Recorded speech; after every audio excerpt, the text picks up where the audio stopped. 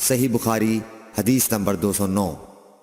سوید بن نعمان رضی اللہ تعالیٰ عنہ نے خبر دی کہ فتح خیبر والے سال وہ رسول اللہ صلی اللہ علیہ وسلم کے ساتھ صحبہ کی طرف جو خیبر کے قریب ایک جگہ ہے پہنچے۔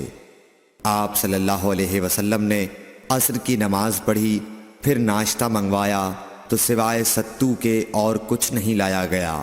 پھر آپ نے حکم دیا تو وہ بھگو دیا گیا۔ پھر رسول کریم صلی اللہ علیہ وسلم نے کھایا اور ہم نے بھی کھایا۔ پھر مغرب کی نماز کے لیے کھڑے ہو گئے، آپ نے کلی کی اور ہم نے بھی۔ پھر آپ نے نماز پڑھی اور نیا وضو نہیں کیا۔ صحیح بخاری حدیث نمبر 210۔